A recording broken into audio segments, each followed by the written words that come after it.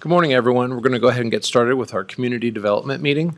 Today's date is November 13, 2025. The time is 10 a.m. In attendance are Commissioners Eberline, Duncan, and Matari. I'm going to call this meeting to order. I have no opening remarks today. Are there any changes to the agenda? Yes, Mr. Chair. David Callahan, Community Development Director. I would request you remove 4, 5, and 7 from your public hearing today.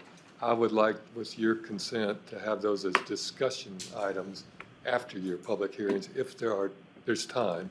But in a nutshell, the reason for that is that the Plan Commission hearing, it was clear to me that the Plan Commission wants to revisit Post Falls and Coeur d'Alene's AOIs because there was wording issue and substance issue, and the cities are here and willing to discuss that later. But they're agreeable to that reconsideration by Plan Commission. I discovered as a separate item this morning in the email from Kenzo Mahari that we have some pretty significant changes. You have a copy of them in that AOI. Most concerning to me is the map that we've used to advertise this is just wrong. It shows an area beyond which the state law would allow them to have an AOI. So again, I'd like to defer this one to dates future, November 20th for Plan Commission and December 11th for you. And that way we can iron out all of these details properly and get them properly before the Plan Commission and you. Thank you. Any objection? Okay, we'll do that. Thank you. So any other changes to the agenda? Hearing none. Poll for conflicts. Do we have any conflicts up here? No. Commissioner Eberline? Nope, none here. Okay, we'll begin with our first public hearing. This is APP 24-0001, Appeal of Clemetson Woods. It's an action item. And we will start, Director Callahan, did you want to lead us off? Yes, sir. I would, just because this one is somewhat unusual. Normally, we don't have a reconsideration after you have already decided an appeal of my decision, which has occurred in this case. However, the staff erred in telling the applicant or appellant, that they could have another reconsideration. And so out of, as Pat would say, an abundance of caution, we would like to have you reconsider this as a new de novo hearing. So we'll have a repeat performance. That way the appellant can say everything they would like to say and you'll hear everything once again. Okay. Thank you. Would the appellant like to present their case? Or we can give the overview in brief. Oh, okay. Yeah, so I'll introduce the case. Yep. All right, so Blake Zetter, Planner 2, Kootenai County Community Development, here to present APP 24-001, Appeal of Administrative Decision by the Director. So for the proceedings of this presentation and hearing, I'll enter the or introduce the case and then remand back to the appellant to provide their case in chief, along with any testimony in support of the appellant. I will then present the county's case in chief, along with any testimony or evidence in support of the county, and then we'll have time for the appellant to rebut. The subject property for the appeal is west of Coeur d'Alene in Coeur Gulch area. Here in the aerial imagery, you can see that the subject property is outlined here in red. It gains access off Clemetson Wood and is currently developed with an access off Reynolds Road. The subject property is zoned agriculture suburban, which has a 2-acre minimum, while the surrounding area in orange is rural zoned with a 5-acre minimum. The subdivision that was approved is a 3-lot minor subdivision, each with lots exceeding 2 acres in size, which meets the minimum lot size for the agriculture zone. The access for the 2 lower lots will be off a common driveway, while the access for lot 3, the developed lot, will remain off Reynolds Road. Through the course of proceedings, we issued or approved the subdivision on November 1st. We received a notice of appeal on November 27th, on the basis that the parcel is subject to CC&Rs, which require the minimum lot size to be 5 acres. We had 2 public hearings, first on April 15th, which at that first hearing there was an analysis provided by Scott Portman, the appellant's legal representative. Staff did not have time to properly respond to that, and so the hearing examiner remanded that back to staff for us to respond at a future hearing. The second hearing was then held on August 7th. We brought our attorney's analysis in response to the appellant's analysis before the hearing examiner, who subsequently recommended denying the subdivision, or denying the appeal and affirming the decision to approve the subdivision. You heard this on September 17th, and then, on August 28th, and then we received a request for reconsideration on September 17th. Regarding public comment on this appeal, the first public hearing garnered 3 public written comments in support of the appeal. The second hearing received 4 written public comments in support of the appeal, and the third public hearing today received 3 written public comments in support of the appeal. That is the introduction to the case. I will stand for any questions unless you're ready to let the appellant present their case in chief. Any questions? We'll go ahead and have the appellant. Don Mosher.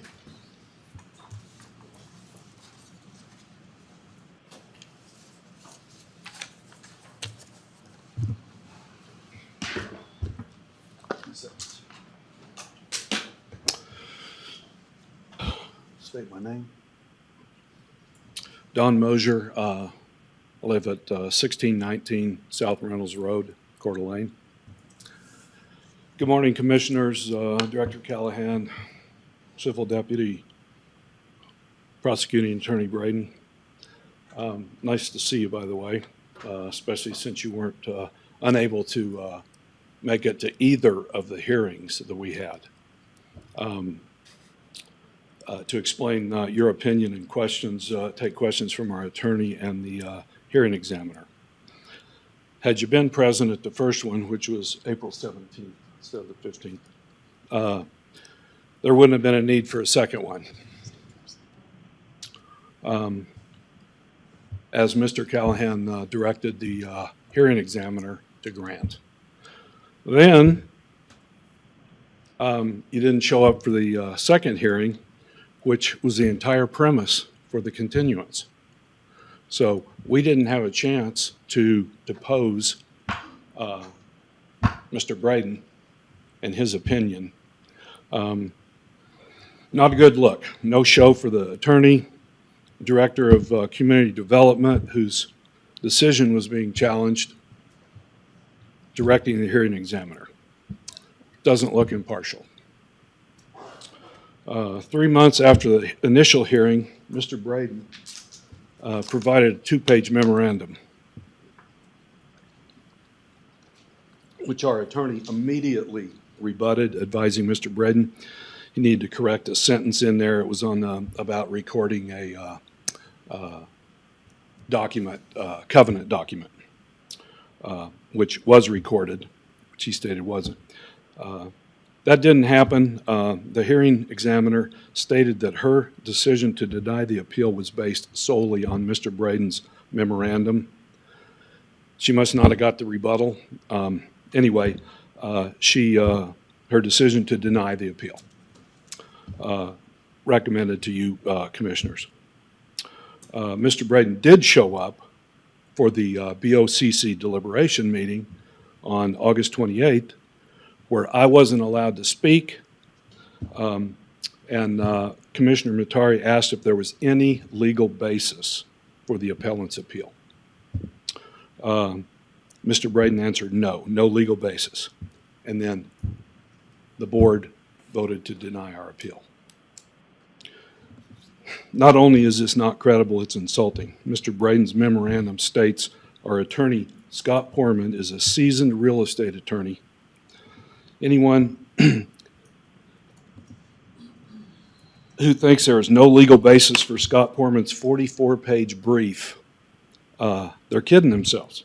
Scott's one of the best real estate attorneys in the area, and he's held the deputy prosecutor position, hearing examiner, and he's highly respected. He would not put out something that was not true and righteous.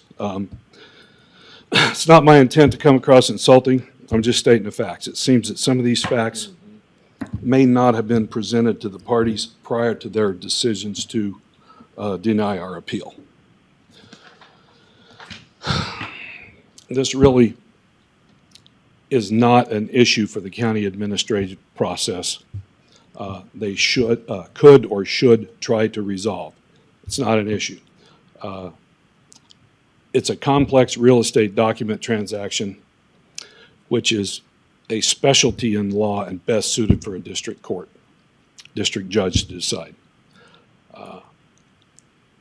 Community development should have directed Mr. Smith to seek district court judgment on October 4th, 24. That's when I identified the illegal entanglements in the public comment period. We stated from the beginning we'd accept a judge's decision. There were two lawyers arguing this matter, and the only thing missing was a judge. Our goal is not to stop development. It's to protect real estate values of the 24 or more association members and neighboring property owners from developments that are in violation of HOA guidelines. Mr. Smith had the opportunity to subdivide into 2 5-acre lots in accordance with our covenants, but chose to go for 3.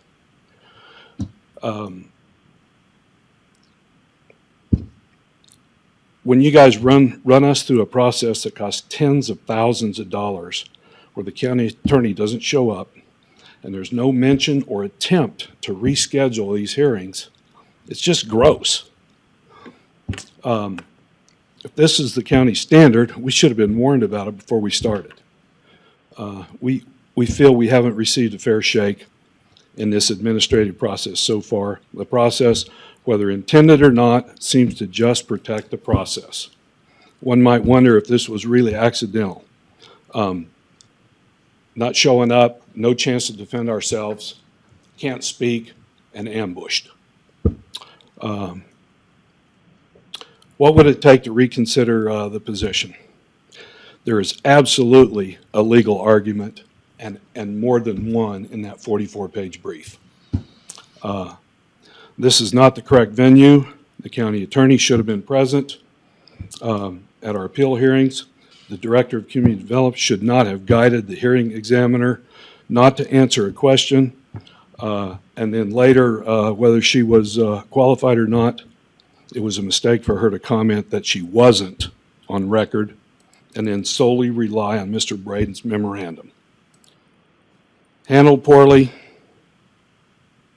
should have been thrown out on sheer principle. Not a good look for the county.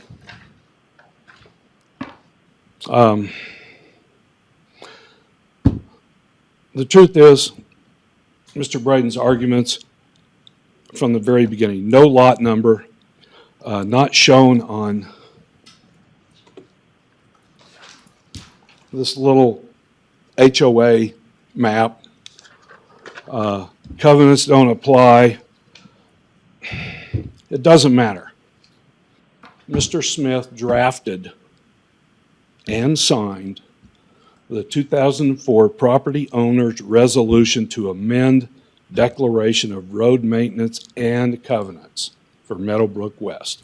It was recorded on 4/21/04 as number 187403, just like I advised in the October 4th public comment, which, by the way, the county could not find, even with that number. So they asked, and I sent that in on the, I think it was the 8th, and then on the October 15th, we were notified that they were proceeding with the approval. So, wasn't even given consideration. Poorman's 44-page brief walks through the document linkages and the Smiths membership. I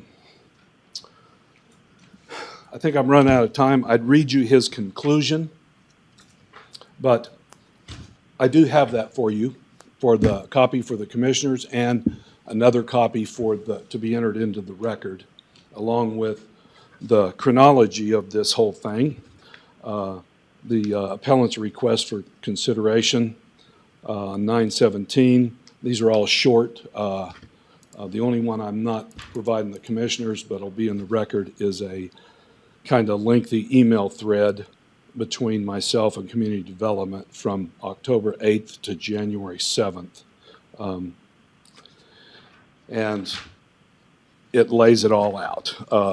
The chronology, the other things, please, if you need anything else, look at that 44-page brief.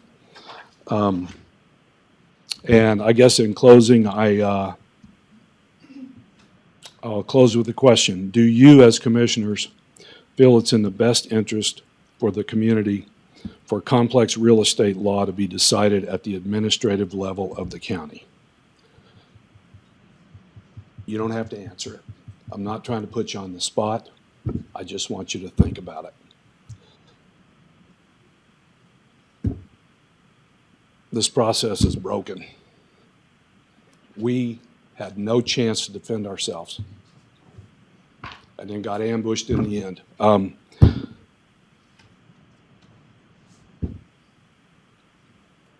don't know what else to say about it. It's not right. Your county's on the wrong side of this. Thank you. Are there any questions for the appellant? No. I'm just curious, these covenants that you said were signed, were these covenants that would explain that a little bit more, if you would, please?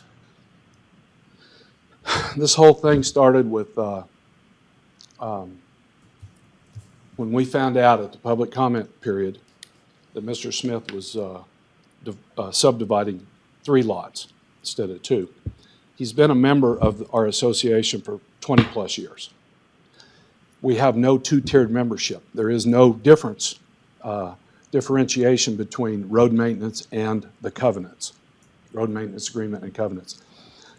Scott Poorman lists on his 44-page brief, he runs through how all these documents are linked, as you would imagine, from 1980 up until the last amendment, which I believe was 2004, and it amended, and the title is Property Owner's Resolution to Amend Declaration of Road Maintenance and Covenants for Meadowbrook West, which, by the way, Mr. Smith drafted as a member of our association, and now he's saying he's not. And the county's backing that up because they say some of these documents weren't recorded, there's a recording number, and they don't link back. It doesn't matter if they don't link back. He signed this, and his wife signed it. He drafted it. He's a lawyer. He knows he can't say, I didn't know what I was signing. He did not qualify it and say, hey, I'm just doing this for the road association. I'm really not a member, and I don't have to be held by the covenants. That solidified his membership 20 years ago. So these documents that say they don't link, even though they do, we spent $11,000 to prove these documents linked. And when you say linked, what can you? Because they were never recorded. So how? This was that. recorded, but some. This didn't reference the prior one, or I don't know what the argument is. Okay. But they do link, and even if they didn't,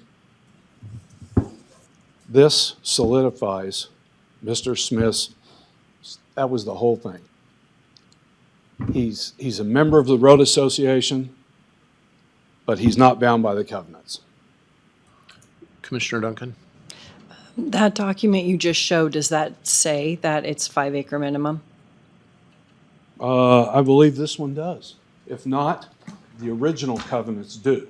Okay, but I'm talking about the one that Mr. Smith drafted, the one that you're referring to right now. I'm not That sure, links. but I'll find out and I'll let you know. Okay.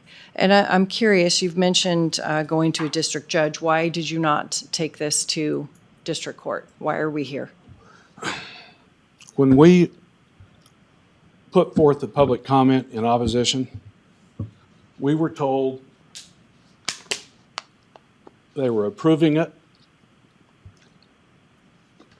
We asked for an explanation.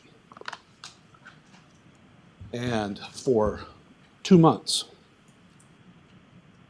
I checked in every week with Mr. Zetter where that was.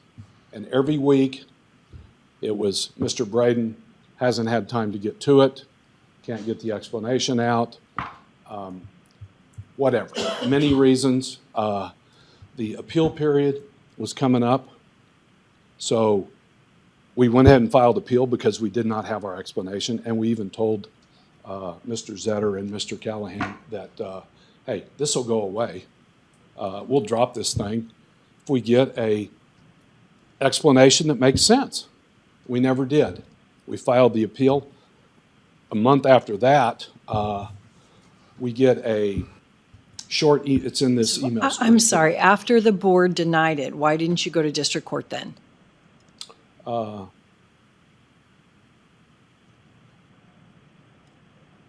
This was after you guys denied it, Yes. because we had this request for reconsideration. Okay, And that answers my we question. were told Thank you. if we didn't exhaust the administrative process, they could drop our case. Just out of curiosity, if you have the person, they sign the covenants, right? And then they decide not to pay. Typically in associations, they can put a lien on your property. Yes. If you don't pay. Would you be able to do that with these documents as they are established right now? Yes. Actually, this document that Mr. Smith drafted incorporates the lien process for people that don't pay, because he wanted it in there for members that did not pay. But is it for people who have their properties registered with these CC&Rs, these HOA documents? Does it state in there somewhere? It doesn't say that. It Okay. says members of the association. Any other questions? No. I do have some questions for staff, if that's appropriate here. Don't they wait till? I think those will be more appropriate when the county gives its response. Okay. Thank you. Okay. All right. Thank you, Mr. Mosher. By the way, did you guys know the taxpayers are paying for this? It was handled so poorly at first, strung out so long. Is this related to your case? I mean, is this giving us evidence? No, it's just Okay. showing you that the county agreed to pay for all the hearing examiner and everything after that because they had handled it so Yeah. poorly. Okay, well, thank you. All right, so the county like to, Unless there's anybody who wants to speak in favor of Mr. or- Mosher. okay, so we're going to go through there. All right. So James Schweitzer, in favor of the appeal, may wish to speak? No? Robert Haynes, in favor of the appeal, may wish to speak? No? Okay, no, that's it. That's all I have. Is there anyone else here who is in favor of the appeal who would like to speak? Come on up to the podium. State your name for the record. Yes, hi, my name is Annette Knapp, and I am a homeowner on Reynolds Road and a member of the association, the Homeowners Association. And I did not fill out one of the slips, but I just wanted to say that I stand in unison with my fellow homeowners on the road who are in favor of not having this, as you understand. So Thank you. I have questions for you, ma'am. Yes. Do you go to the homeowners meetings, the homeowners association meetings? We don't have homeowners association meetings per se, but we are all on an email thread. Although I may be incorrect in that, and maybe the homeowners, the directors of the association meet. However, I have not been to any of those meetings. Okay, thank you. Any questions? No? Thank you. Thank you. Okay.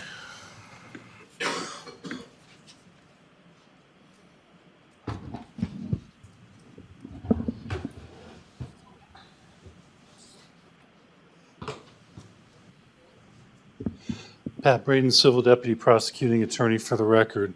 I'm going to just draw a sequence of documents here. There's 3 documents at issue.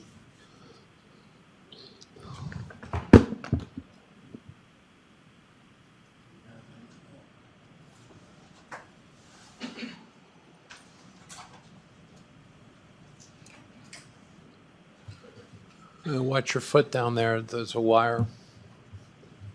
Yeah.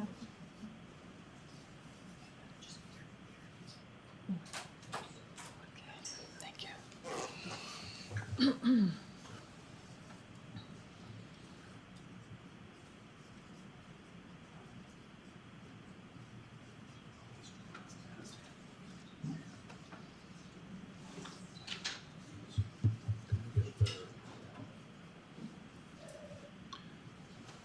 Hey, Pat, is there a better marker over there? Just a little difficult to read from here. Is it? Yeah, here, Well, I could be writing small too. I apologize for that. there's a better one.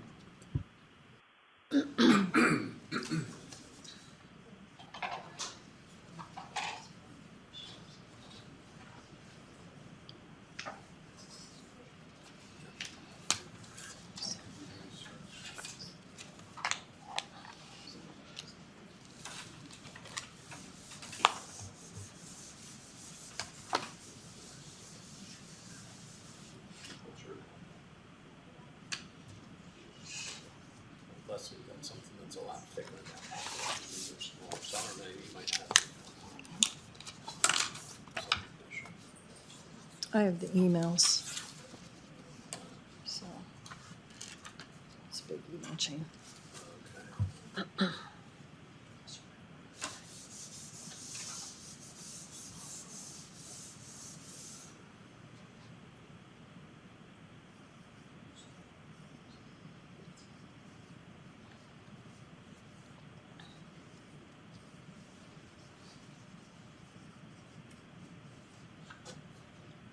Is it easier to read?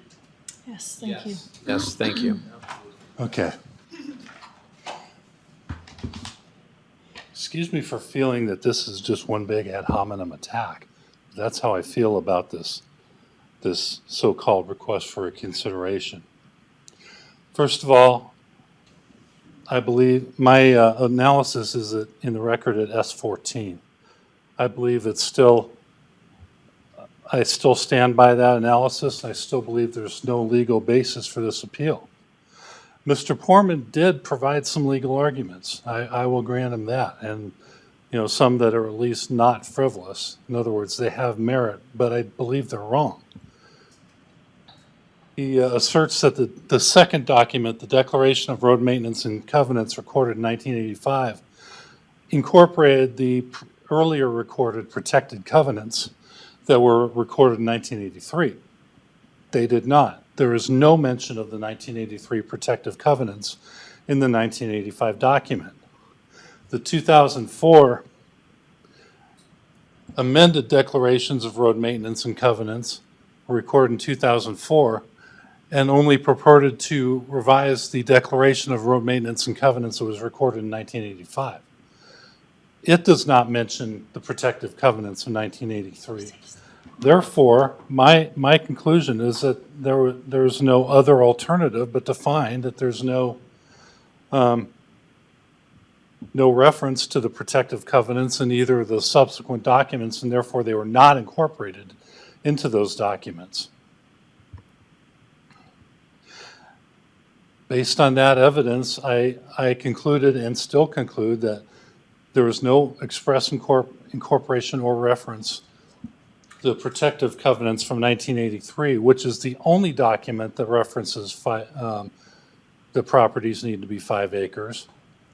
And therefore, I conclude that Mr. Smith and his properties are not subject to those covenants.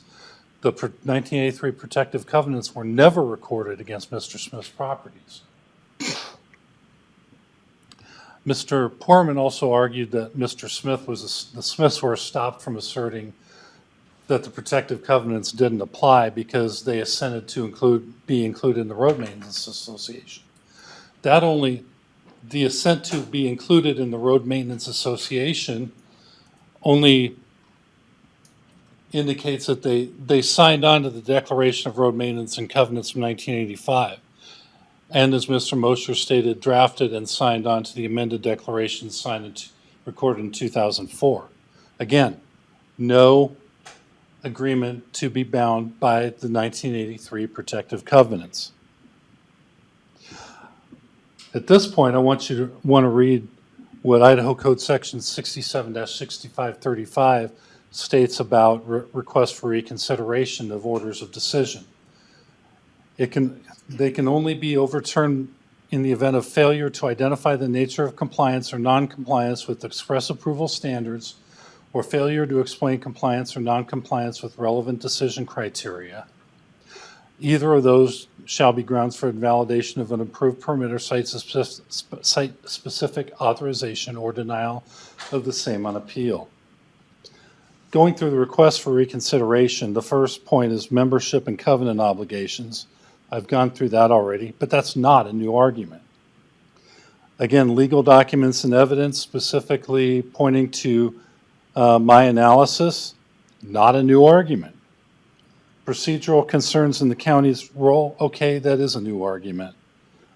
But, again, as Commissioner Duncan's question indicated, they had the choice to appeal, go through the administrative appeal process, or bring a court case directly and have a temporary restraining order and a preliminary injunction issued until the case could get sorted out in court.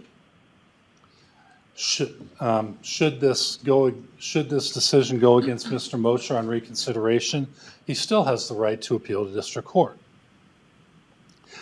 Deficiencies in the hearing and appeal process, some have been raised before, some are new. Improper intervention by Director Callahan, I think, is a specious argument. The director can certainly advise the hearing examiner or the Board of County Commissioners as to the department's position on an issue. Hearing examiners acknowledge lack of qualifications. That doesn't matter. Judges routinely rule on matters outside of their particular expertise, and this is no different.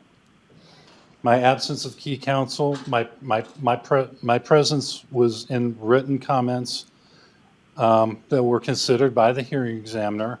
There is no right to cross-examine me in an appeal hearing. And I was present at the last Board of County Commissioners hearing.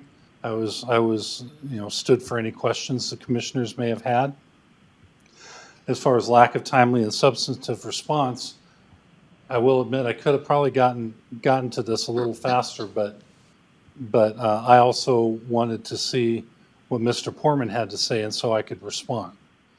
And Mr. Poorman's July 29th rebuttal was in fact addressed in the record. It was my response to that, and I actually amended it once Mr. Poorman brought to my attention that a key document had been recorded, the recordation of which actually enhanced my argument. So for these reasons and the reasons in my written analysis, which is in the record, I would recommend that the board deny the appeal and affirm the decision of the director to approve this minor subdivision. Thank you. Any questions? Are there any questions?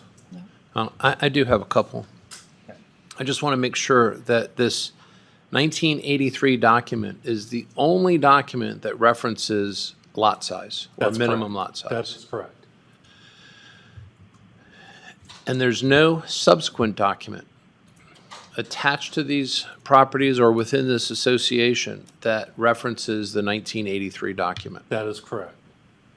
And it sounds like the 1983 document references the initial core group of properties, but there's nothing precluding additional properties from signing on for road maintenance or anything like that. But without, They could have, and in fact, this Smiths did bring their properties in to the declaration of road maintenance and covenants from 1985. But nothing in that referenced the protective covenants from 1983, which is the only document that mentions lot sizes. okay.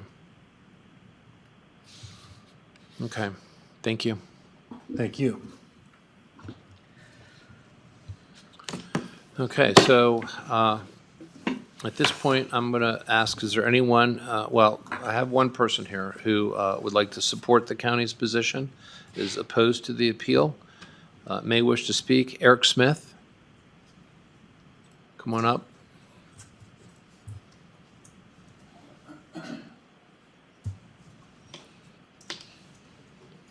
Good morning, Eric Smith, 2835 South Reynolds Road. I'm the applicant.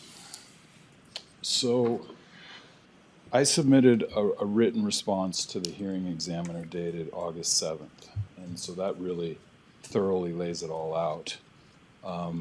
But the keys between these two documents are that, well, one, that Meadowbrook West right there, when I bought my property, that's not the advertisement that I bought my property from. My property is part of the Highview Ranch subdivision. It's a completely different subdivision. It's a completely different subdivision. It has a completely different road. The geography is completely different. The water source is completely different. It was just a completely different parcel.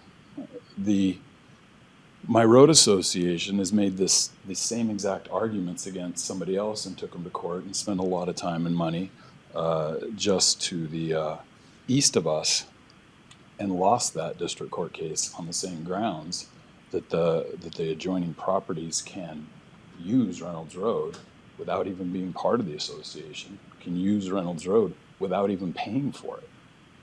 I, a long time ago, with a handshake deal, said, I don't want to use Clemetson. I'd rather use Reynolds Road. It's literally on my property. I wasn't attached to it. I want to be a member, and just started using it and started paying. Completely different neighbors, completely different board. They came to me and said somebody wasn't paying. You're an attorney, lien their property. And I looked through the one document I knew and said, you couldn't lien this property. You have to have a board meeting, you have to amend, and it's kind of hard. And so I just created a free document for them. That's the one I signed. And I have been a member of the Road Association ever since, and I've always paid until recently. I'm not going to pay them to sue me. So I'm pausing that right now. But they're not just two different documents. You can't make two things one. They are two completely separate documents. And I didn't even know about the protective covenants until the proposed rezone in 2022. And I didn't even know what they were talking about. And so I looked it up, saw it, not on my title report, not in the title report to do this subdivision. I didn't even know about it. And so it just doesn't apply. I didn't have record notice. I didn't have actual notice of it. It doesn't apply to my property, just like it didn't apply to the other litigation that they had. I didn't hear anything in any of the arguments today that was any different than what you've already heard. In my written materials that I mentioned, I laid out and I showed the other one. But I mean, this is it. It says Highview on it. It's a completely different subdivision with NAP. Back in the day, it showed my roads going up to some other neighbors that aren't even here. One of the neighbors is also exempted in that 2022 process. So I didn't have record notice, I didn't have actual notice, it doesn't apply to my property. Today, finally, I started thinking it would actually be a takings if you impose something onto my property that I wasn't even really ever given notice of. Not allowing me to take advantage of everything in the law is a takings under the Fifth Amendment. So that's one of the things that I would probably have to argue if this does end up going to court.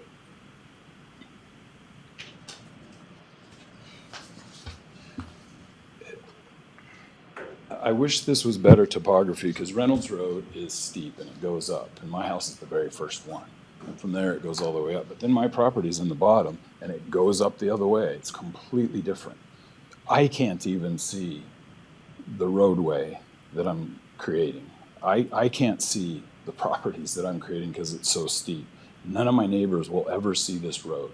None of my neighbors will ever see this subdivision. None of my neighbors will ever see the encroachment onto Clemetson Road. It's separated geographically, it's separate, the hydrology is different, and it's different subdivisions. I don't understand the two documents being one. It's just complete legal gibberish. That's all that it is. The idea that I voluntarily joined a road association kind of conflates the difference between a road association and a full-on homeowners association. This is not a homeowners association. It's just a road association. You mentioned the two. The protective covenants of 1983 do not have a mechanism for adding more people in the body of the document. There's no way in that document to add other people. The Declaration of Road Maintenance in 85 says right in it, this applies to the public, it applies to adjoining neighbors, it applies to anyone who wants to use the road. So there's a way of capturing other people, and other people have been captured in the road association. And it says it in the body of the document. And those three are the only three. There's been no other filings.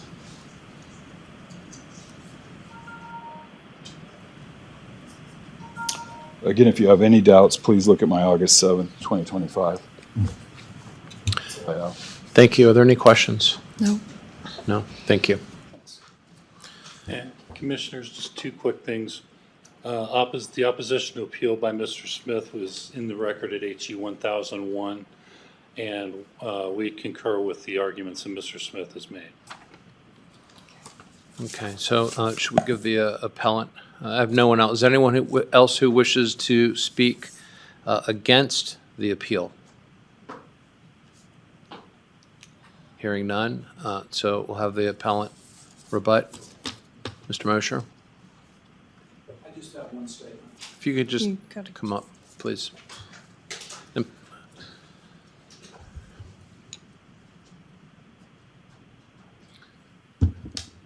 Read the 44-page brief that Scott Borman presented.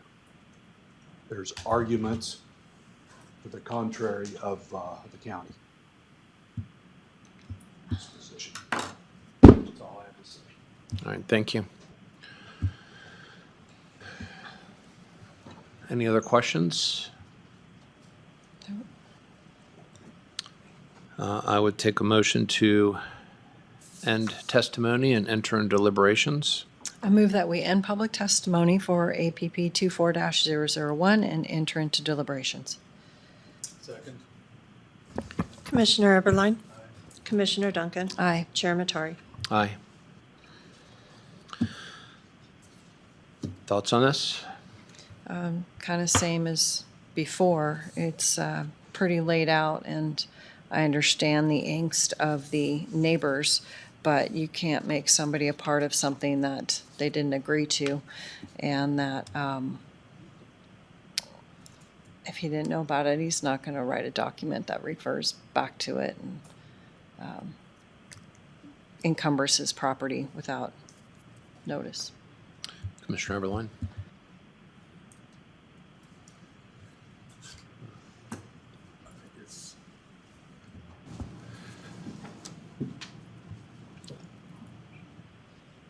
Having just writings on the wall at times isn't a good thing. You know, it's a gentleman's handshake. So often it doesn't work.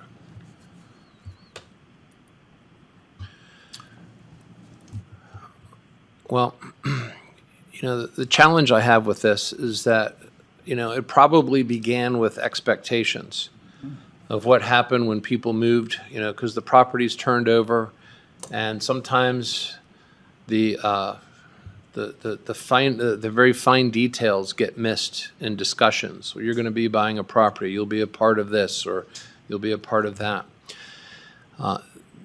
The other side of this is that there is an explicit argument and an implicit argument. The explicit argument is that it is clearly defined through documentation, signatures, notaries, things like that, registrations, or that this property is encumbered.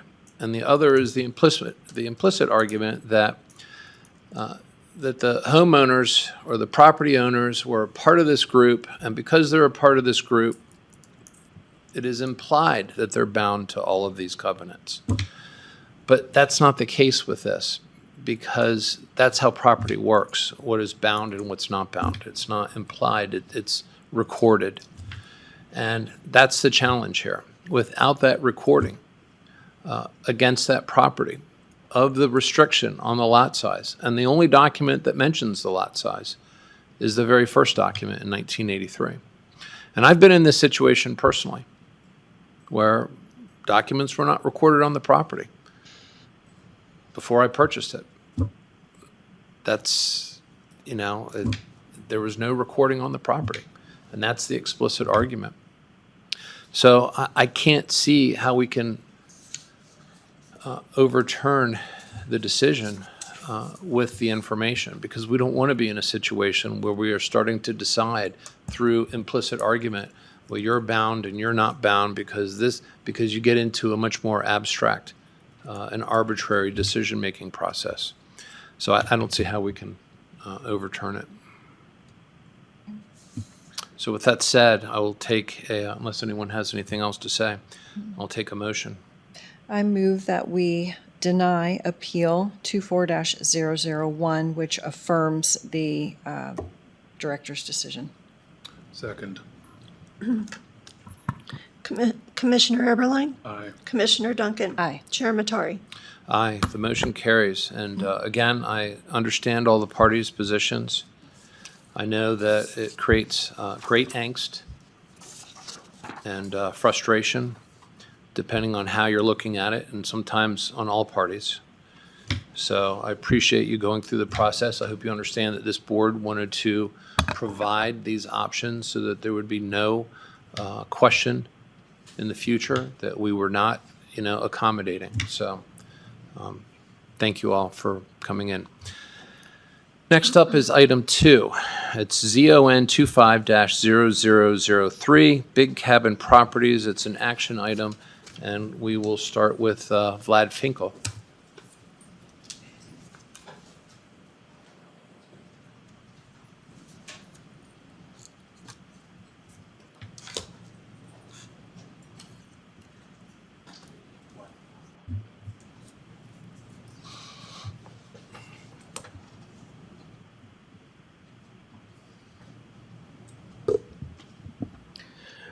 Good morning, Commissioners. For the record, Vlad Finkel with Kootenai County Community Development.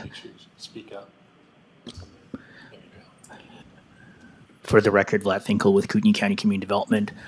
This is a request by Big Cabin Properties LLC to rezone their 2 adjoining parcels of land from rural to light industrial zone. The subject property is located on the north side of Kootenai County at the intersection of Parks Road and Highway 95, specifically on the west side of Highway 95. As you can see, based on the aerial map, there has been a significant amount of activity over the course of the last 25 years. Most of the property has been stripped of vegetation, and as you can see, there are a number of structures and as well as access roads all throughout the property. This is another 3D aerial overlay. The property consists of the parcel that fronts Highway 95, as well as the adjoining parcel to the west of it that's also under the same ownership. The property is located just north of couple parcels north of Silverwood Theme Park and south of City of Athol. As you can see, based on the zoning map, that property does abut commercial zoning to the south, as well as rural, and rural to the west, north, and east of Highway 95. The comp plan designation for the subject property is transitional. The property is located within the City of Athol area of city impact. It is located just outside of the Spokane Coeur Lane Aquifer area, Rathdrum Prairie Aquifer. The site has been historically used for a woodworking log home manufacturing operation. The first conditional use permit on this site was issued in 2001. It was subsequently amended in 2006 to expand the previously approved uses on site, and it has operated in that capacity for the last approximately 25 years. These are some of the photos of the site in question. I have visited the site on numerous occasions when we had taken it through a compliance review approximately 15 years ago. There were some issues with the fire suppression, which were subsequently resolved, and no further action was taken on this matter. I believe that the applicant or the owner has not exchanged hands since the original approval of the CUP, so it has been under the same ownership and operated in the same capacity. The intent of this rezone, as stated by the applicant, is to allow the applicant to have additional light industrial uses in this area, not just the woodworking log home manufacturing business, and to also make the zoning designation align with the current use of the site. We, as a department, had discussed this in our meetings, and we concluded that this is actually going to be a benefit, not just to the applicant, but it will be a benefit to the community because it will allow for more intense uses to be located in one area and rather than spread out throughout the county with potentially more rezones. Some additional photos along Highway 95 as well as on the property itself.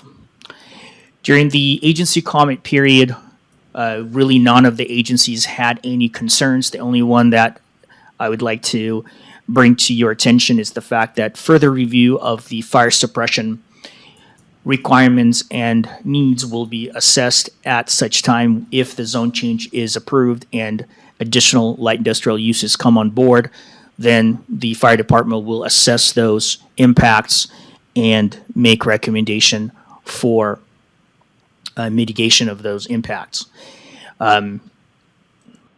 During the first and second public comment period, we received only 2 comments, one in opposition and one neutral to the request. The hearing examiner heard this matter on September 18th of this year and subsequently recommended approval. Just to make a couple last points, we do not believe that the subject property should be considered potentially a spot zoning simply because it is not located adjacent to light industrial zone classification. You do have more intense zoning to the south, which is commercial, as well as the Silverwood Theme Park, but we do find that the existing use of the site over the course of the last 25 years is basis for the department and the hearing examiner to support this rezone to make it align with the current use of the site. We also believe that the proposal is consistent with the goals and objectives of the transitional comp plan designation. And with that said, I stand for any questions that you have for me at this time. Thank you. Any questions? I'm just curious, how much more does that expand the use of the land with the new designation? Because we've had a situation before where there was a conditional use permit applied that was rather restrictive, and then they wanted to apply for zoning. a zoning change, does it expand the use of the land that much? In essence, in short, they would be eligible to apply for any light industrial use that would comply with the light industrial guidelines under Article 4 of the Land Use and Development Code. And that could be a variety of uses, Chairman Matari. Okay, thanks. No other questions? Okay, is there anyone here? Let's see. We have, what's that? The applicant. Public hearing? Yeah, the applicant.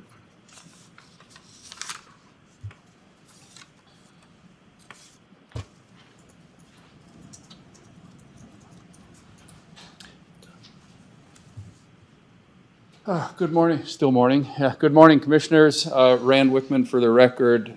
My address is 2992 Gotham Bay Road, Harrison, Idaho. I'm here representing Big Cabin Properties on this zone change application. I think Vlad did a bang-up job really introducing the case and covering the issues. It's 83.5 acres. It's an existing log home facility. Been there for 20 years now, and really just want to bring that zoning into match the existing use. Light industrial is the most appropriate zoning. It actually, with your performance standards for the light industrial zone, I think they provide greater protection and greater limitations on the use of the site than the existing conditional use permit does from a standard standpoint. The intent is to bring in additional uses potentially in the future, to make it available for, like say, other uses, whether that is, contractor storage or things like that, other light industrial uses. The site is underutilized right now. The applicant probably, if you consolidated the existing uses, probably would fit on 35 or 40 acres of it. And so there is room to accommodate other uses on that site, and that's exactly what the applicant would like to do. The site is unusually well-suited for light industrial in that it has, you can barely see into it from Highway 95 because of the grade separation. It has berms around the north side and the west side that make it inconspicuous or difficult to see into from those two directions. The south side, you can see that vegetative buffer on the south. And so it's unusually well screened for a potential light industrial property. Parks Road will be undergoing some improvement. ITD's got a project they're working on in conjunction with Lakes Highway District. They're going to be improving Parks Road. That project is in the process. They were initially going to do a full interchange at Parks Road. They decided not to do that. They rejiggered that, the design of that project, came out with a new design in August. I can get more into that if you're interested. I have a photo of that I can show you if you are interested. But again, we had one person at the hearing examiner hearing that showed up, testified in favor. That's one of the neighbors there. Brian is a good neighbor, or Brian, the owner. Their operation is a good neighbor in that area, and that's why you don't see a bunch of folks here lining up to oppose this. And so with that, I'm happy to answer any questions you might have, but I think that pretty well covers it. Thank you. Any questions? No. Hearing none. Thank you. Okay. Is there anyone else who would like to speak for this zone change? Going once, going twice. Anyone wish to speak against it? Anybody on the telephone? Okay, with that said, no one has voiced any objection, so I'll take a motion to end public testimony and enter into deliberations. I So be move, it. I move that we end public testimony for ZON 25-0003 and enter into deliberations. Second. Commissioner Eberline, Aye. Commissioner Duncan, Aye. Chair Matari. Aye. Well, this seems like a pretty simple decision. I don't have any concern. Nope, it's good. All right, well, I'll take a motion. I move that we approve the zone change 25-003 Big Sky Properties. Second. Commissioner Eberline, Aye. Commissioner Duncan, Aye. Chair Matari. Aye, and that was 0003. Oh, sorry, skipped a zero. Okay, motion carries. Next up is ORA 25-0008, City of Athol Area of Impact. Director Callahan. Mr. Chairman, Commissioners, the Athol Area of Impact, thanks to Mr. Whitman, is properly before you in every way. I think it's well worded. The Plan Commission recommends approval. We have no amendments. We're here for any questions, but we think it's ready for your approval.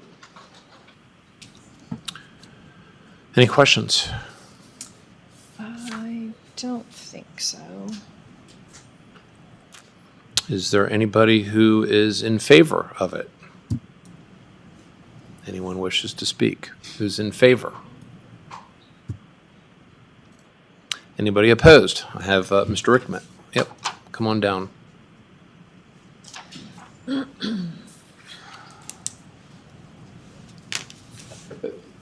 Thank you, Commissioners. Rand Wickman, again, 2992 Gotham Bay Road, Harrison, Idaho. I am the city planner for the city of Athol, and I know this is a very unorthodox situation here to get up in front of you and oppose the area of impact that is proposed for my client and the city of Athol. But I feel I have no option but to oppose it.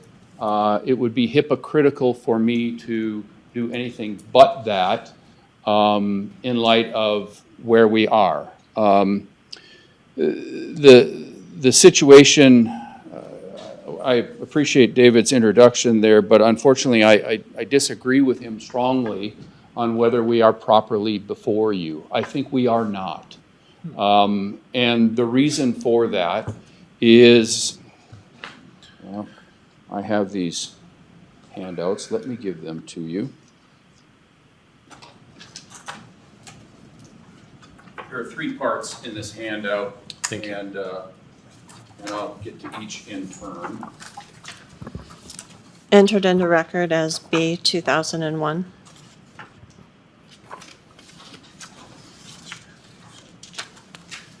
This is the section of Idaho code that deals with this, which is 67, 65, 26. I've highlighted a few sections that I think are important and relevant. I think the first section there that talks about the legislative intent is very important. I won't read all of these highlighted sections to you because we are long on time already, and I'll try and make my comments brief. But the first three parts really are important, and one is that the first is that the area, and I'm going to paraphrase them, but areas are under the county jurisdiction, not the city, for an area of impact. Second, the city should receive notice of applications and can provide input, but they don't govern or control the decisions on those applications. And third, the county decides what goes into an area of impact. So please remember that legislative intent as you evaluate these, both Athol's and all the ordinances that will follow. This section of Idaho Code is not an easy read. I don't expect anybody is going to fully understand it in a single pass. The process is somewhat complicated, especially where you have cities with abutting areas of impact, as we do in Kootenai County. I won't drag you into the weeds on the process that's required of the state law, but it's further complicated by your county code, which also has some parameters for code amendments which are applicable here. And that is the second part of this attachment, or of this handout. Those are found in 8.1.401 of your code. That section of your code, that section of your code requires a staff evaluation of how the amendment complies with the various requirements. Section 8.8.404 requires a finding that the amendments not be in conflict with your comprehensive plan. These area impact proceedings do not appear to have followed the process requirements under the state law or county code. And we can go into great particulars of that if need be, but just a couple of examples are the requirement that to provide at least 15 days notice to each property owner located within portion of the area of impact that is proposed to be modified. That's in section 3A of the state law there. And on the county code section, there doesn't appear to be anything in the record by way of a required narrative or staff report that evaluates the proposals against the comprehensive plan. By email yesterday, David indicated that since this is a legislative matter required by state law, there is no staff report or evaluation. I don't understand that. There's nothing that excuses the county from complying with its own code for text amendments or ensuring that these land use ordinances comply with your comprehensive plan. On those two items alone, I think we need to back up and try again, and that applies to all of the areas of impact. Secondly, I want to touch on the timing aspects. About 18 months ago, the state adopted these new requirements for areas of impact and provided until December 31 to conform or modify existing ACIs to meet the new requirements. They provided a reasonable amount of time, but for various reasons, we are at the end of that period in a mad scramble to try and get as many done as possible. The ramifications for failing to complete them prior to the deadline is that cities cannot annex until a new area of impact gets adopted or the existing ones get modified or confirmed. Okay, so what? Big deal. It is no doubt inconvenient to the city and any property owner who wants to annex their property to a city. It is hardly an emergency that warrants taking shortcuts in the process or adopting unvetted or unclear requirements just so we can say we beat the deadline. It very much feels like that's what's happening here in the bigger picture. I said this to the Planning Commission, I'll repeat it here. It's far more important that we get these right than we get them done quickly. With regard to the particulars of Athol's ordinance, we have the notice and process issues that I pointed out. But Athol, I think, also warrants a couple of amendments to make it easier to, or make it clearer. And that is the third handout, or the third part of that handout. The Planning Commission attempted to improve it by adding the Community Development Director to the list of hearing bodies.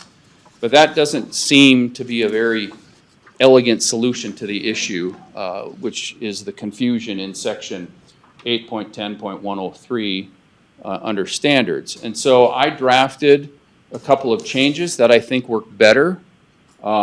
Basically, what it does is applies 8.10.103 to all development,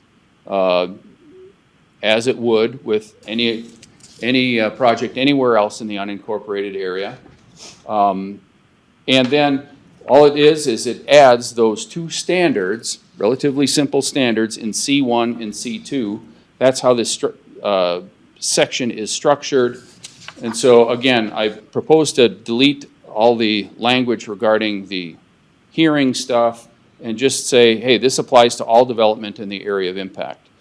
And then to kind of jump ahead, the bottom section, we clear up the language regarding providing notice.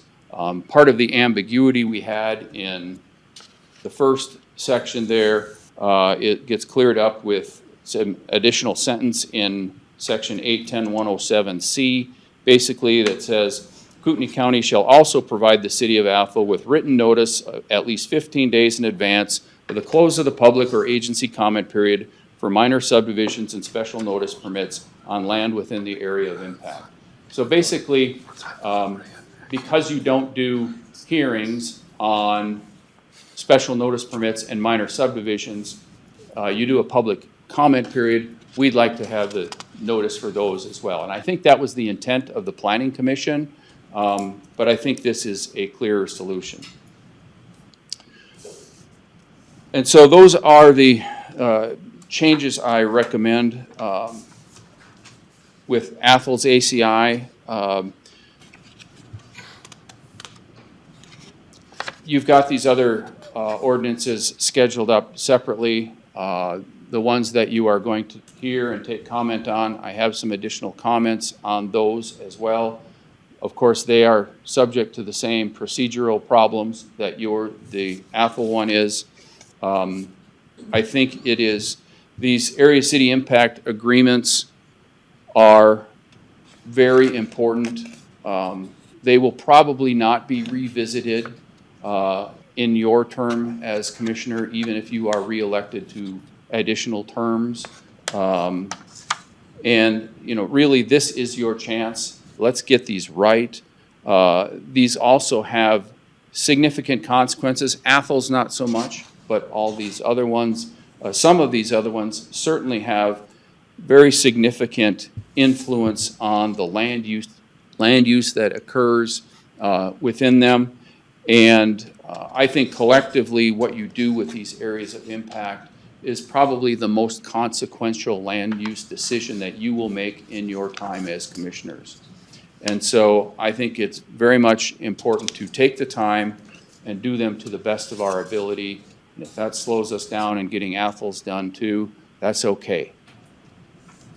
With that, again, I will stand for any questions you might have, and I thank you for hearing me out. Questions? Just one, why is 8.10.106, you might have already said it, but just repeat for me, why is that completely stricken? Sorry, I didn't get back to that. I skipped over it and didn't get back to it. Thank you, Commissioner Duncan. I propose to strike that out because, again, this is a county ordinance. It is not an intergovernmental agreement. And so in an ordinance, the county doesn't really have any authority to dictate what a city does, any of the cities, do with regard to annexations.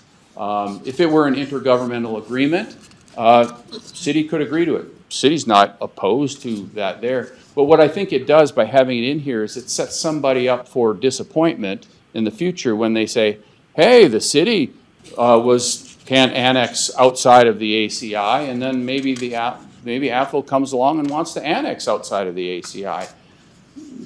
The cities, you know, none of the cities are going to be bound by the county's ordinance. It's just not how it works. That's not how government works in Idaho. And so you don't really have any authority to bind a city in your county ordinance. And so, again, I don't think it serves any purpose. It's not to be antagonistic with the county or anything like that. It's to be more honest and forthright about how the law works. Any questions? Commissioner Eberline? I'm just curious, usually, well, first of all, you just handed this to us, but Chapter 65, does it reference county ordinance in it? Like the counties should comply with their existing ordinance for procedure when implementing this? Not that I recall, but it certainly doesn't exempt you from it either.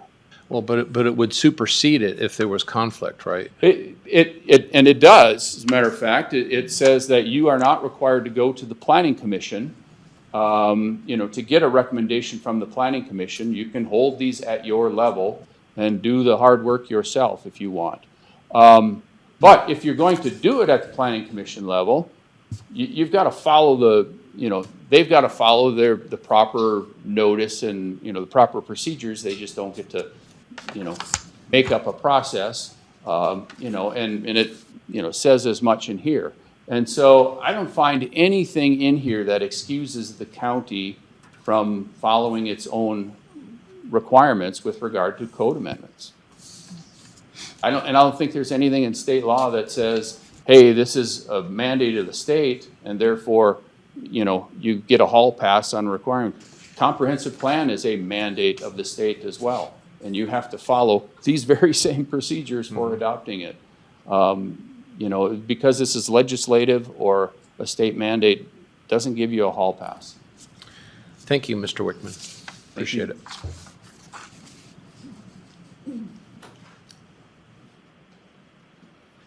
I have 2 questions for staff. Yeah, go ahead.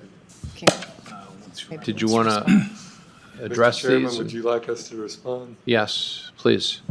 Well, first of all, my apologies. I'm somewhat shocked. I thought the document before you was from Mr. Wickman, so I'm a little bit caught off guard. But setting that aside, trying to take first things first, I'll defer to Pat, whose more legal mind is more attuned to these matters than mine. But I see this as not a text amendment by definition. And that's why I thought, since it's a area of impact agreement that's outside of the Land Use and Development Code's text, but made part of the Land Use and Development Code for the ease of the public and the staff, I made the determination that 81401 does not apply. And so we did not do a staff report or an analysis for that rationale.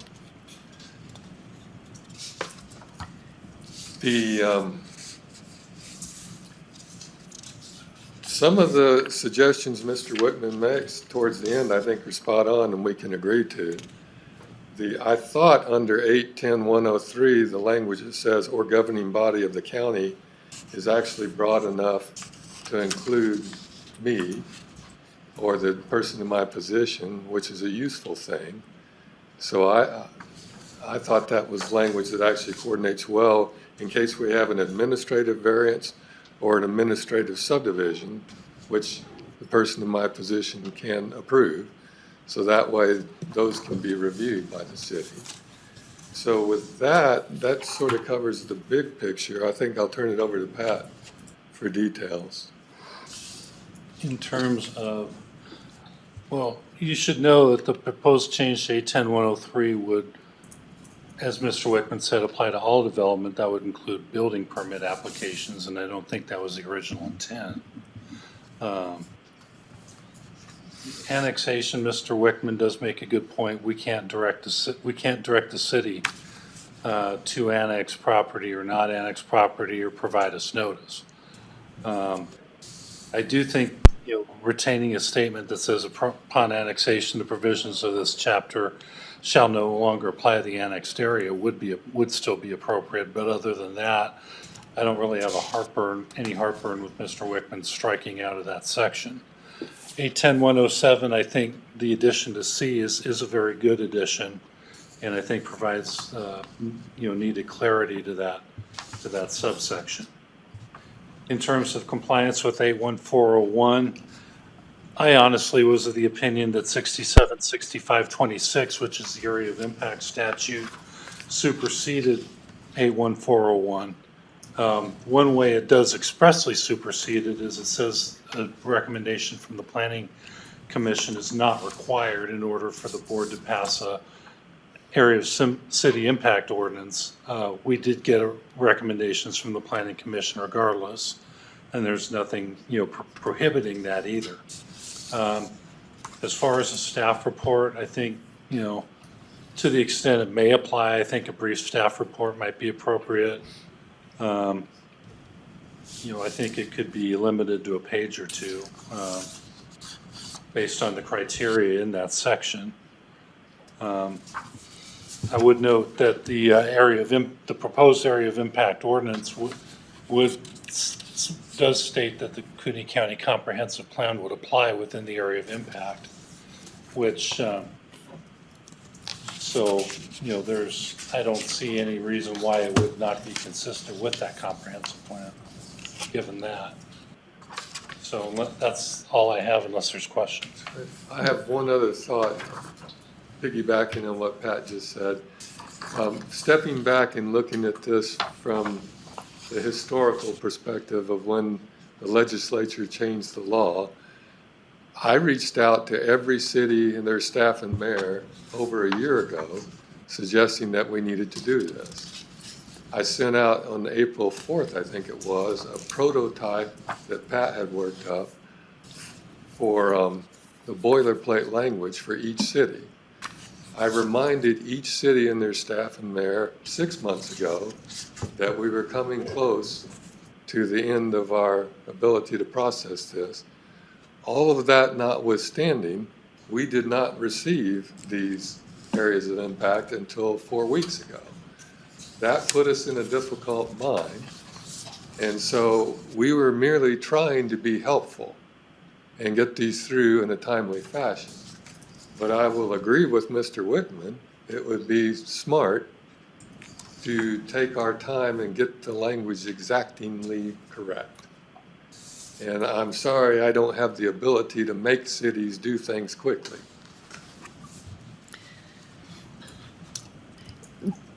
Were the residents in the changed area notified of this hearing? No, other than our usual broadcast notice like we do for every public hearing. Okay. So with this one and the remaining ones, can we go back to the drawing board? I mean, well, Yeah. I'm not in a position to approve anything. We'll have to. Yeah, okay. So do we need to open each hearing? You think? Open each hearing? Open each, what do you mean by open each? Well- they're all on the agenda On the agenda, as hearings. Do we open them and then put them all to December 11th or future unknown or date uncertain? you could do that, yeah. Okay, Date on second. I would just make sure to mention each yes. city and each case number. All right, so then we're going to begin with the item number 3.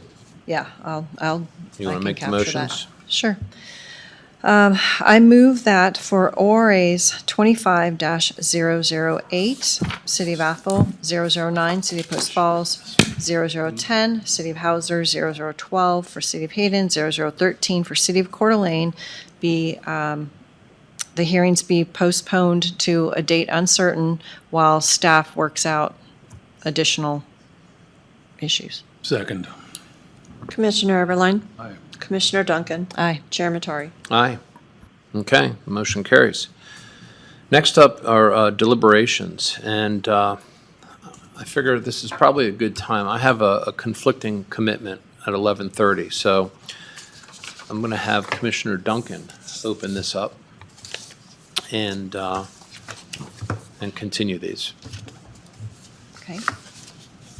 And I'm going to give these, I don't know, I think these are I think they're all so public we hearing. don't need Yeah, we're those. good.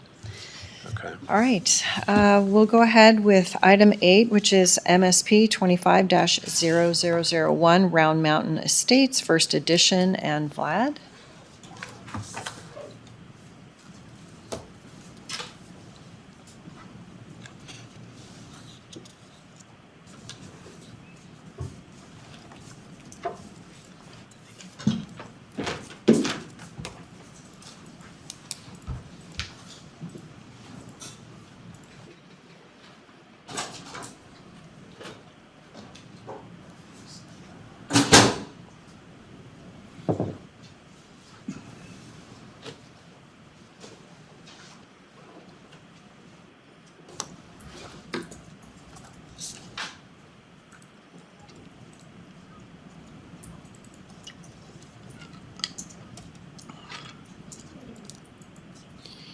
Once again, for the record, Vlad Finkel with Kootenai County Community Development. This is a request by JT Holdings LLC for preliminary approval of a 13-lot major subdivision. The subject property is located on the north side of Kootenai County, specifically along Highway 41 and south of the intersection of Highway 41 and Seasons Road. The subject property consists of approximately 69.5 acres, and the request is to create 13 5-acre residential lots. The property is, as you can see, based on the Google Earth overlay, is heavily vegetated.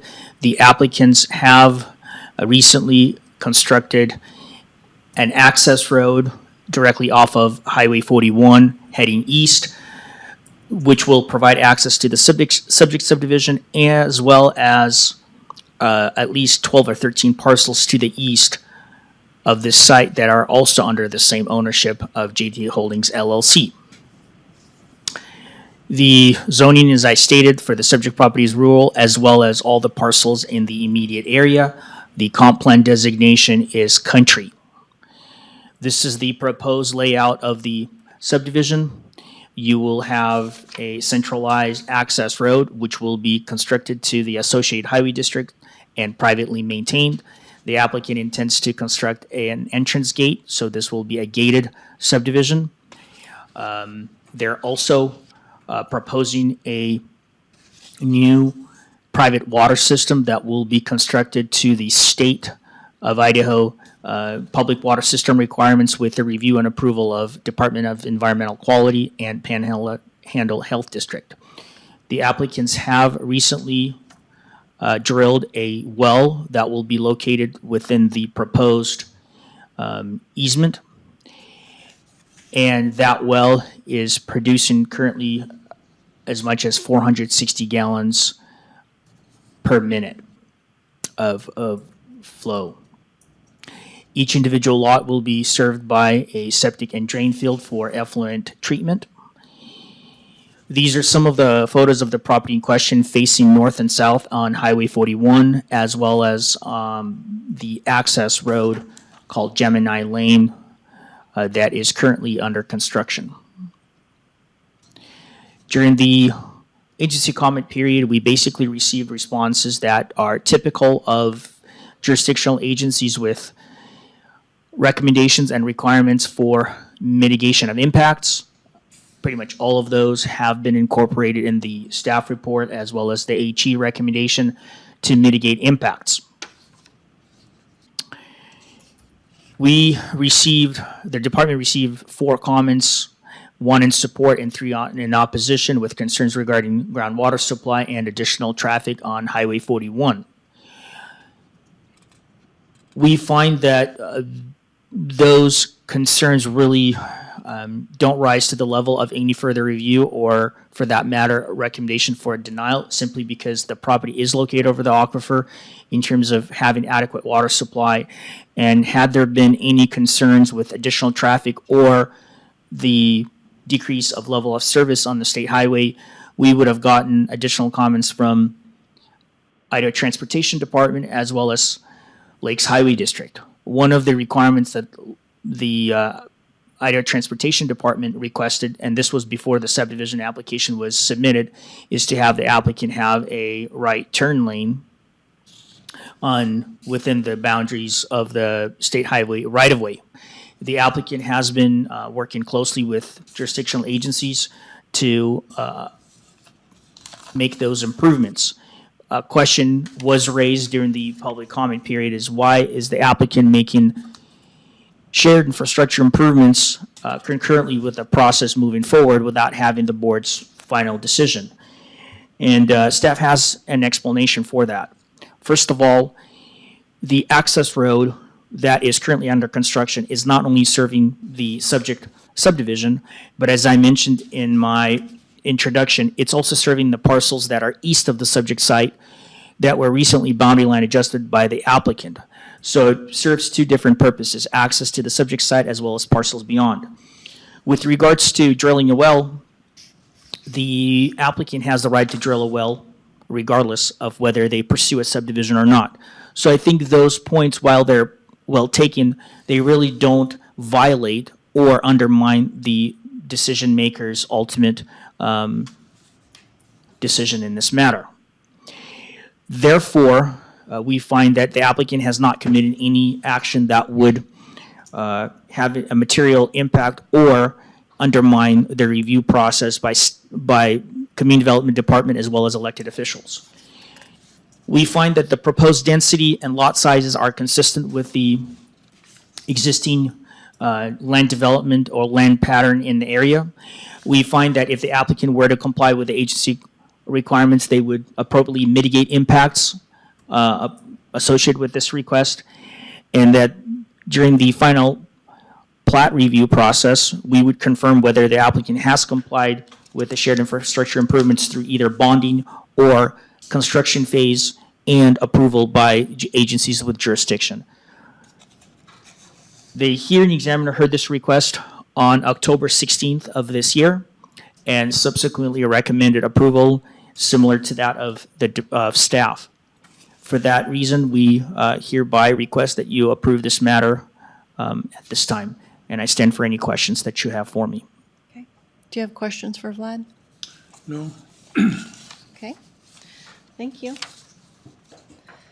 All right, since this is deliberations, we can just chat about it. What are your thoughts on this project? I don't see a problem. I don't either. They seem to have crossed all their T's, dotted all their I's, and although I know a lot of people are concerned with growth, we're going through the comp plan process to see if there's any changes. But other than that, this applicant's complied. So would you like to make a motion, or you want me to make the motion? I'll make a motion.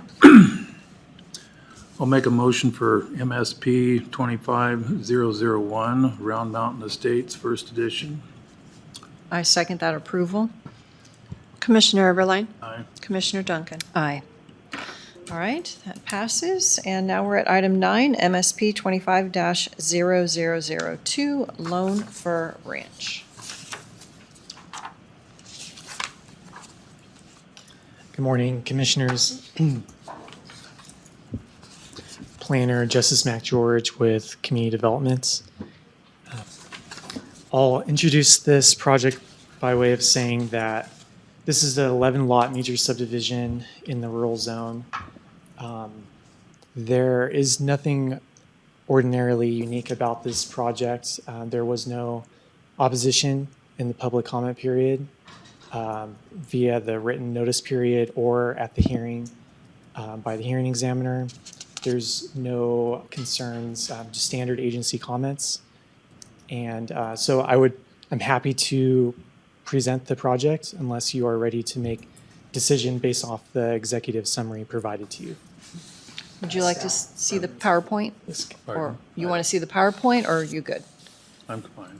Okay. All right, I guess we'll dispense with the PowerPoint, so Okay, thank you. Thanks. Okay, your thoughts on this project? Same as before. Okay. No problems. I'll make a All right. motion for MSP 25-0002, Lone Fir Ranch. Second. Commissioner Eberline? Aye. Commissioner Duncan? Aye. All right, with that, did we still want to talk about the 3 cities under business? Or is that ship sailed?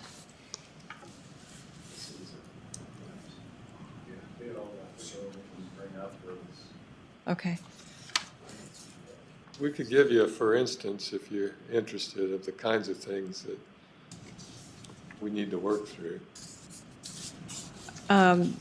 Yeah, and I think I spoke to somebody about Hauser, so that's problematic too with one of their requests. So if you like, that's fine.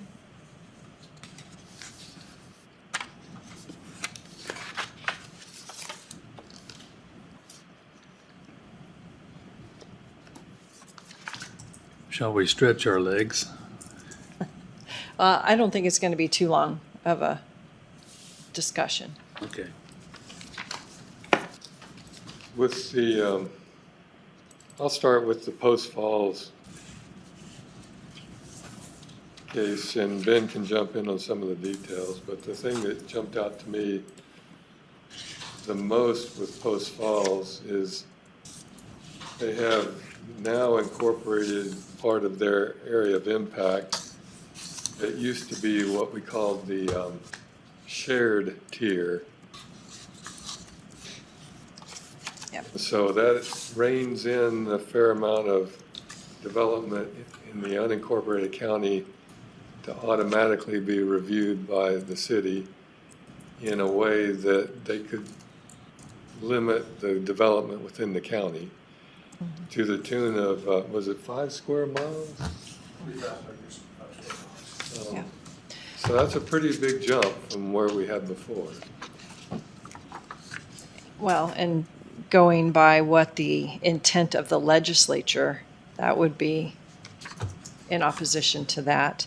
And then also, Mr. Wickman talked about, he wanted input on the building permits, and so does Post Falls, but I'm not sure I'm convinced that that is a wise situation. So, and then also, I mentioned Post Falls Municipal Code 17, that's, seems overreaching, so, We thought so too.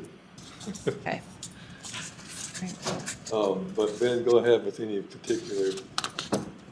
Yeah, in addition to those, the city of Post Falls would like to have, I guess, maybe some standards with regards to minimum lot sizes within their area of impact, which essentially would be 10 acres. That, it's a little bit unclear as to the application of all subdivisions, whether or not they're platted subdivisions or exempt divisions of land, such as large lot divisions, such as family divisions. So those are some of the other concerns that I think should be vetted out too.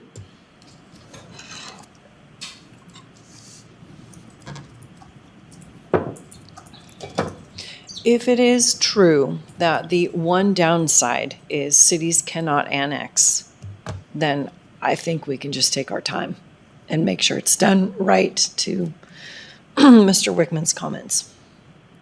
I agree. I would maybe just jump in on that in addition to that concern, if the area of city impact agreements expire, that means from that time until we have this ordinance then in place, there will be no area of city impacts for any of those cities. Meaning any applications that come in will not notify the cities. Correct. That's right. Can we do that on our own, or we have to have? We could voluntarily give it to them, but their responses would be something you or the appropriate governing body could take with a grain of salt, if you pardon the term. Sure. Which, I mean, kind of do now. Right.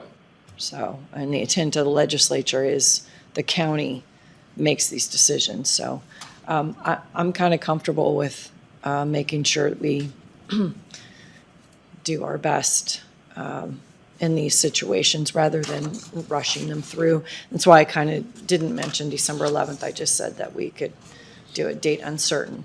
However, if it's ready by December 11th, I'm fine with that. I'll be a little surprised. Yeah, so. We'll have to properly notice, and we'll have to. Well, it's a continuation of the hearing, so. Well, and now we have the whole new argument of whether we actually need to do an analysis. Well, and the homes within 15, or the 15-day notice for the homes that are in the And there's new that, area. which we didn't provide notice for. Yeah, so, Yeah, I'll have to look at that statute again. I'm not sure. I agree with Rand that we have to provide notice to people that are not proposed to be that are in the area of impact now that are proposed to not be in it. I would say the We have opposite. to provide notice Yeah. to every property owner that is proposed to be located within the area of impact. Okay, right, but if there's any, like I saw a couple, there's not, so there's no new proposed maps that overreach what's today. Because if that's the case, then we need to make the notification. Post Falls does a little bit. Okay, Doesn't it? Ben? Yeah, think Post Falls does Post have Falls. an area south of the Spokane River on Okay. Spokane Street that is not currently within their exclusive tier or the shared tier. okay, That's been this, right? Okay. All right, well, do you guys have more work ahead of you? Sorry. I'm sorry too. I'll own this one. We spaced it. Well, you haven't been busy or anything, so. Can I ask one question? Sorry to interrupt. Yeah, go ahead. If we're needing to notify the property owners, did I hear that correctly? That all property owners within the area of impact? That are proposed to be within the area of impact, yeah. And Yeah. so financially, are we gonna put that burden on the cities to pay for? Because it should be their burden, not the county's burden. Well, the state law is silent on the matter, so I think we have to Yeah, negotiate It that. just says the county has to provide the notice, doesn't say who pays for Who it. pays for it? Okay. Well, it sounds like it's a smaller than, Right. manageable area, so. I think Okay. It's the sort of thing we can certainly ask the cities if they're willing to pay, and they might very well be. Would that include, because part of Rand's argument for the city of Post Falls specifically was that their exclusive tier is reaching beyond their current exclusive tier into the shared tier. Would those property owners that are not within the exclusive tier of Post Falls that are currently in the shared tier, would those properties need to be notified? I think so. If Yeah. they're gonna be, if they're gonna be in the future area of impact, then they have to be notified. Okay, because that's a significant more amount of property owners than just the area south of the Spokane River. Right, yeah, that'd Right. be- And that would be a bigger dollar Right. amount. Yeah, yes. Okay. So we'll have to work through that. Okay. Yeah, but the statute is very clear on that point. Yeah. All right, anything else? Nope. The Coeur d'Alene had a few things that they backed off of, like their city code, they wanted to have stub outs and sewer and so on and so forth. They backed off of the larger part of that, but they still wanted to include their area next to the waterfront. What do they call that? Yeah, they have two Shoreline areas, the ordinance. shoreline ordinance and the hillside ordinance that they're wanting to introduce into this agreement or this ordinance. So, Much more restrictive than ours. Yeah, and again, I'm going to I was in favor of this when it passed, and I'm going to rely heavily on the intent of that code. And so that's kind of how I'm viewing these requests. So, Mr. Eberline, do you have a similar opinion? That helps a lot. That makes it easier for us to talk with the cities. Thank you. Yep. And that's it for my report. All right, 11:43, meeting adjourned.